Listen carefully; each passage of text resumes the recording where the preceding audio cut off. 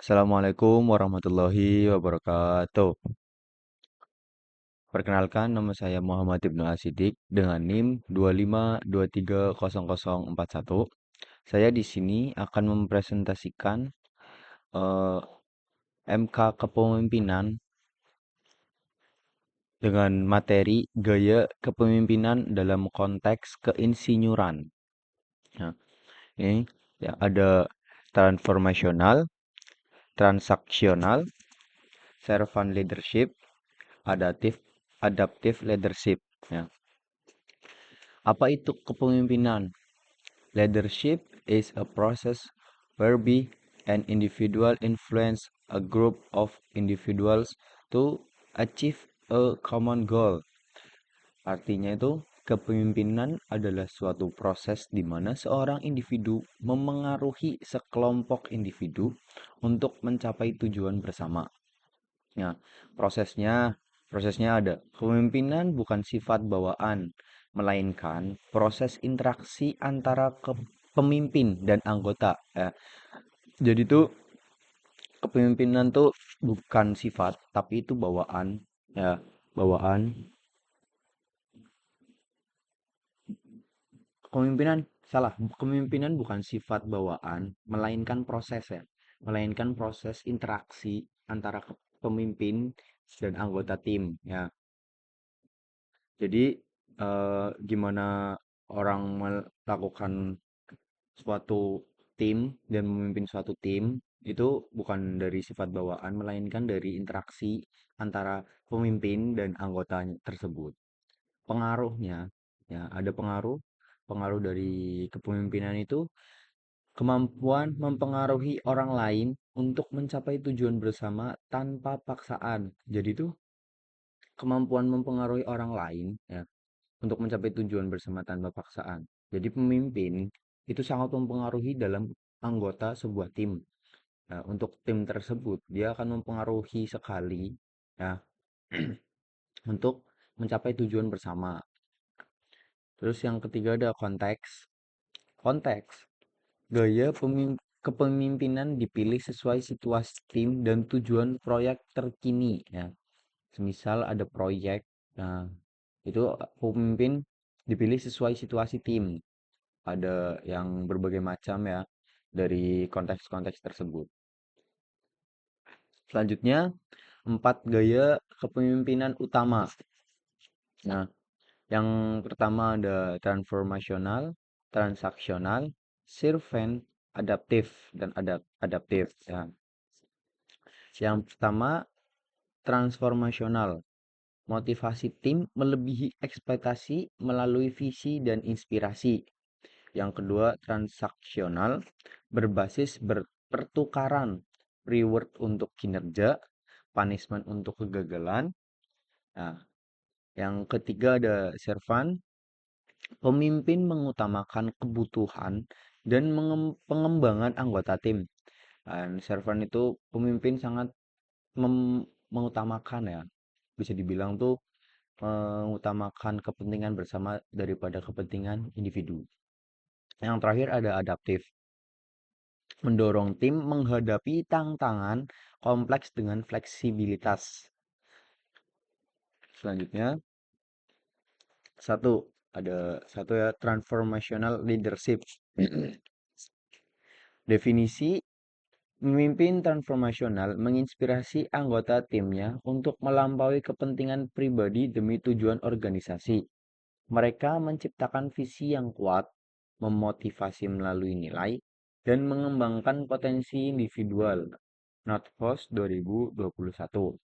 4 komponen utama ya. Satu ada idealis influence, menjadi role model, integritas tinggi, dapat dipercaya. Nomor 2 ada inspirational motivation, mengkomunikasikan visi yang jelas dan menginspirasi. Yang ketiga ada intellectual stimulation, mendorong inovasi, berpikir kritis dan problem solving. Ya.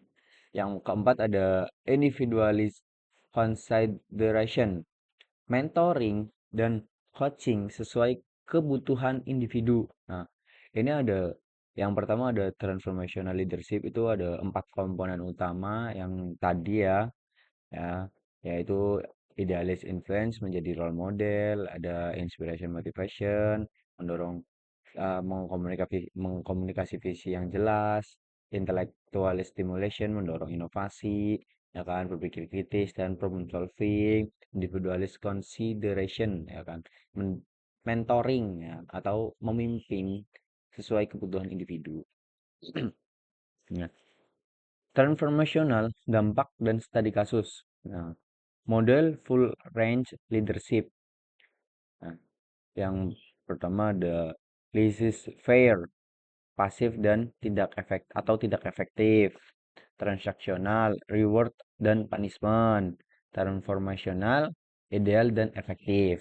Ya, tingkat kepuasan tim ya buat yang laissez-faire ada 38 ya, yang transaksional ada 62 dan transformational ada 89.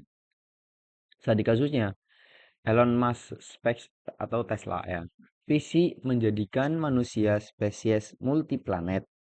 Yang kedua, tim engineer terinspirasi bekerja 80 lebih jam per minggu ya, mendorong inovasi radikal. Falcon 9 reusable rocket. Hasilnya, biaya peluncuran turun 90% dari industri. Sangat berdampak sekali ya kalau menurut saya. Hmm. Transactional leadership ya, yang kedua nih, tadi yang pertama, yang ini kedua, transactional leadership. Kepemimpinan transaksional berfokus pada pertukaran. Pemimpin menetapkan tujuan yang jelas dan memberikan reward jika tercapai atau koreksi jika gagal. Pendekatan ini sangat efektif untuk tugas rutin dan struktur. Ya. Tiga komponen transactional leadership. Ya, ada tiga. Contact, contingent, contingent reward, management by expectation atau aktif ya.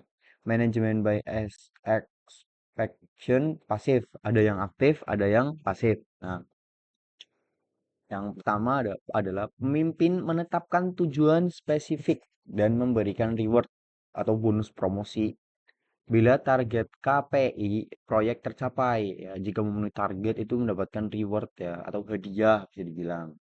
Yang kedua ada manajemen by expectation, aktif ya. Yang aktif, aktif memantau kinerja dan segera mengambil tindakan korektif saat penyimpangan terdeteksi. Nah, yang ketiga ada manajemen by expectation, pasif ya. Hanya bertindak setelah masalah muncul. Nah, pendekatan reaktif kurang ideal untuk proyek dinamis. Ini hanya kayak semisal yang ketiga ini, jika ada masalah dia turun kayak gitu, bertindak baru bertindak, sebelum ada masalah dia santai-santai aja gitu. Kemudian ada perbandingan dari transformasional dan transaksional. Ya, aspek fokus, fokus transformasional tuh fokusnya tuh visi dan nilai jangka panjang. Kalau transaksional, tugas dan hasil jangka pendek. Nah, motivasi, dimotivasinya kalau transformasional, intris, intrinsik ya, inspirasi makna. Dan kalau di transaksional, extrinsic reward atau punishment ya. Konteks ideal ya, transformasional tuh R dan D, inovasi proyek kompleks ya. Yang transaksional itu produksi rutin, kontrol kualitas. Hubungannya, hubungan dari transformasional itu emosional atau mentoring, dan mentoring ya. Kalau yang transaksional itu kontraktual ya, transaksional ya, hasil kinerja. Kalau yang transformasional melebihi ekspektasi, transaksional sesuai target yang ditetapkan. Jadi kalau transformasional tuh hasil kinerjanya itu bisa dibilang melebihi dari ekspektasi yang kita buat. Sedangkan kalau transaksional itu sesuai target aja. Yang penting kita memenuhi target aja gitu. Pemimpin terbaik dalam keinsinyuran mengkombinasikan kedua gaya ini secara kontekstual ya. Kalau keinsinyuran ya pemimpin terbaik lah itu mengombinasikan, menyatukan kedua gaya tersebut menjadi satu secara kontekstual. Yang ketiga ada servant leadership. Nah, konsep Green Left pada 1970 dalam Northhouse 2021, memimpin melayani terlebih dahulu sebelum memimpin. Fokus utama adalah kebutuhan, pertumbuhan, dan kesejahteraan anggota tim. Fokus kekuasaan pemimpin, ya, bukan fokus kekuasaan pemimpin, ya. Nah, ada 10 karakteristik servant leader ya, Spears 2010. Yang pertama, mendengarkan ya, listening. Yang kedua ada empathy ya. Yang ketiga ada penyembuhan atau healing. Yang keempat ada kesadaran atau awareness ya.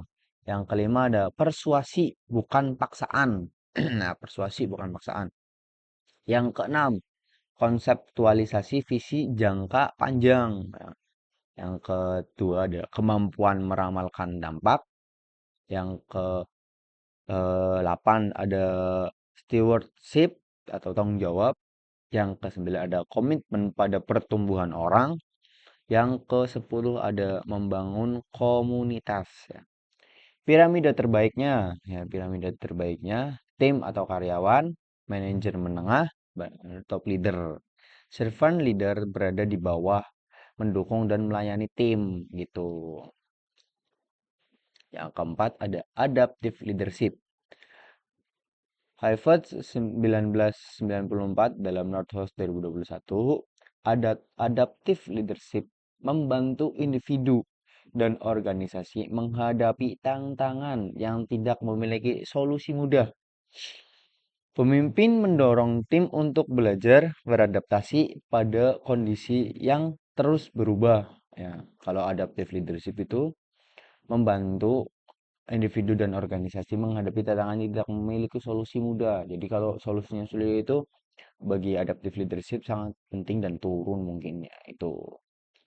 Tantangan teknis versus tantangan adaptif ya. Kalau tantangan teknis ya, yang teknis itu ada solusi sudah diketahui, tinggal dieksekusi. Contoh, memperbaiki mesin yang rusak sesuai manual. Nah, yang ke yang tantangan adaptif itu belum ada solusi, perlu mempelajari baru. Ya, contoh mengintegrasikan AI dalam sistem manufaktur lama gitu. Kalau bisa dibilang teknis sama adaptif itu yang teknis itu udah ada solusi, tinggal dieksekusinya doang. Ya, yang adaptif itu belum ada solusi. Ya, harus dipelajari dulu gitu. Tiga prinsip adaptive leadership. Yang pertama ada diagnosa situasi dari balkon, pandangan big picture, ya, pandangan big picture. Yang kedua regulasi distress, dorong perubahan tanpa kewalahan, lindungi suara kepemimpinan di semua level. Contohnya, lead engineer yang memimpin transisi pabrik dari mesin konvensional ke otomasi CNC melibatkan reskeliling seluruh teknisi. Kemudian ada adaptive leadership situational application. Nah, situational application. Kapan menggunakan gaya kepemimpinan mana? Ya kan. Yang R dan D atau inovasi produk itu ada transformasional, butuh kreativitas dan visi. Ya, produksi massal atau kisi transaksional, butuh konsentrasi dan standar. Nah, kalau yang krisis tim atau burnout ya itu ambil yang servan, butuh dukungan dan empati ya. Kalau yang transformasi digital itu ada adaptif, butuh fleksibilitas dan belajar. Ya, kalau startup engineer itu ada transformational, dan adaptif dijadiin satu ya itu. Terus adaptif ya dijadiin satu visi dan fleksibel bertahap pivot. Yang terakhir ada proyek infrastruktur ya. Kalau proyek infrastruktur itu ada transaksional dan servan, target ketat dan keselamatan tim. Kemudian ada aplikasi nyata dalam proyek teknik mesin, siklus proyek engineer dan gaya kepemimpinan yang tepat ya. Yang inisiasi transformasi transformasional itu bangun visi proyek, inspirasi tim, tetapkan tujuan ambisius ya. Kalau yang transformasional, yang transaksional, tetapkan milestone, KPI, reward system, dan tanggung jawab. Nah, eksekusi, servan, dukung tim, hilangkan hambatan, pastikan kebutuhan terpenuhi, ya kan? Dukung, dukung tim, hilangkan hambatan apa aja, pastikan kebutuhan yang diperlukan itu terpenuhi semua. Monitoring atau transaksional, pantau progres, beri feedback, lakukan koreksi cepat. Berarti kita harus pantau progresnya, beri feedback itu bisa dibilang kayak memberikan, dia memberikan apa, kita harus juga memberikan apa, memberikan feedback lah pokoknya. Lakukan koreksi cepat, koreksi langsung cepat, dan langsung kalau ada yang salah kita eksekusi gitu. Penutupan atau adaptif, evaluasi, lessons learned ya, adaptasi untuk proyek berikutnya. Nah, untuk adaptif itu evaluasi, harus evaluasi dulu, habis itu kita lessons learned, habis itu adaptasi untuk proyek berikutnya. Tadi kasusnya yang Elon Musk, transformasional, visi manusia ke Mars, kendaraan listrik massal, tim engineer terinspirasi bekerja melampaui batas, mendorong inovasi radikal, reusable rocket. Hasil, Tesla jadi EV terlaris, SpaceX kuasai orbit. Ya. Nah, yang kedua ada Meribara, Servan plus adaptif. Ya, ini Servan plus adaptif. Transformasi GM menuju kendaraan listrik, membangun budaya inklusif dan psikologisal safety. Dengarkan keluhan teknis dan engineer lapangan. GM target 100% EV pada 2035. Terakhir ada, yang ketiga ada Sundar Pichai, ya, adaptif plus transformasional. Navigasi transaksi AI di seluruh produk Google, ya, navigasi transisi AI di seluruh produk Google. 2. Mengembangkan engineer melalui coaching dan growth, ya. Adaptif saat mengintegrasikan DeepMind dan BERT, ya. Yang terakhir ada pertumbuhan Google Cloud 28% per tahun. Nah, dimensi etika dalam kepemimpinan teknik. Dimensinya ada Northhouse 2021. Kepemimpinan yang baik harus etis. 1. Menghormati orang lain. Aku nilai setiap anggota tim, dari insinyur junior hingga teknis lapangan. Ya. Jadi menghormati orang lain, walaupun kalian pemimpin, itu kalian harus menghormati karyawannya juga. Sama-sama menghormati, jadinya enak. Melayani orang lain, utamakan kebutuhan tim di atas ego pribadi pemimpin, servant leadership. Nah, mengutamakan kepentingan bersama di atas kepentingan pribadi. Ya, kita harus mengutamakan dulu kepemimpinan, apa, kebutuhan bersama, jadi tinggalkan kebutuhan pribadi kita. Keadilan atau justice, distribusi tugas dan reward yang adil dan transparan. Ya, yang ini harus, kalau kalau kerja bagus ya berarti ada rewardnya ini, yang ini sama-sama kerja bagus berarti kita harus juga kayak gitu, disamain, adil ya, kejujuran ya, honesty ya, harus ya, bahasa bahasa gaulnya, bagusnya honesty ya. Komunikasi transparan termasuk saat proyek menghadapi kegagalan. Nah, berarti kalaupun proyeknya gagal, komunikasi tetap transparan, termasuk ya kan, termasuk gitu. Harus wah, jadi gagal atau nggak gagal, ya kan? Komunikasi tetap transparan, jadi nggak ada yang ditutup-tutupin sama sekali. Ya, kode etik insinyur. Ya, satu, keselamatan publik adalah prioritas utama. Yang kedua, tidak boleh menyembunyikan cacat produk. Ya, yang ketiga, bersikap jujur pada klien dan publik. Yang keempat, tolak instruksi yang membahayakan orang. Yang kelima, kembangkan kompetensi diri secara terus-menerus. Yang keenam, dukung kolega untuk berbicara jujur. Ini kode etik dari insinyur ya. Ini ada beberapa itu. Nah, pemimpin teknik yang etis. Ya. Pemimpin yang mampu membuat keputusan teknis dan moral yang benar. Ya. Pemimpin itu harus pemimpin yang etis itu pemimpin yang membuat keputusan teknis ya, dan moral yang benar. Berarti pemimpin itu harus jangan bisa dibilang jangan ikut kata yang lain. Harus mengambil keputusan di mana yang bagus gimana. Diskusikan dulu kalau bisa. Nah, ringkasan dan pertanyaan refleksi. Gaya transformasional, ya kata kuncinya itu visi dan inspirasi. Terbaik untuk R dan D startup perubahan besar ya. Ya, kalau transaksional ada reward dan aturan. Ya, kata kuncinya itu reward dan aturan. Terbaik untuk produksi. QC, operational routine. Nah, itu. Yang ketiga ada servan. Kata kuncinya ada layani dan kembangkan. Nah, terbaik untuk tim burnout, proyek safety kritikal. Yang adaptif, belajar dan berubah.